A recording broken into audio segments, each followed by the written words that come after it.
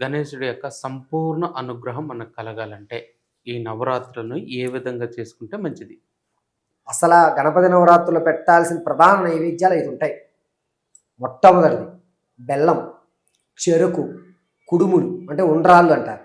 బెల్లం తాలూకులు అంటే బెల్లం తాలూకులు పొడుగ్గా చేసి చేస్తారు అవి. తర్వాత పెట్టవలసింది అత్యంత శ్రేష్టమైన దోసకాయ.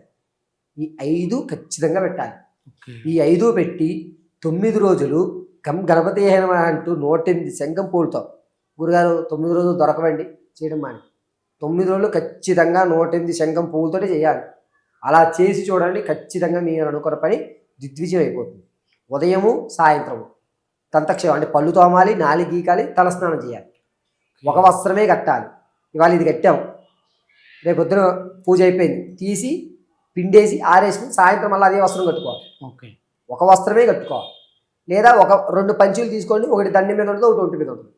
ఇలా నియమంగా 9 రోజులు ఎక్కువ మాట్లాడకూడదు, ఆర్భాటాలకు వెళ్ళకూడదు, సైలెంట్గా ఉండాలి. ఎంతసేపు కూడా పూజ అయిపోయిన దగ్గర నుంచి నువ్వు మళ్ళీ సాయంత్రం పూజ అయినంత వరకు వీలున్నంత వరకు గం గణపతయే నమః, గం గణపతయే నమః అనుకుంటూనే ఉండాలి. ఈ నియమాలు పాటించి నేను చెప్పినట్టుగా ఇది చెయ్యండి. మీరు కఠినంగా ఏ పని అని అనుకోండి, క్షణాల్లో 11వ రోజుకి మీకు రిజల్ట్ వచ్చేస్తుంది.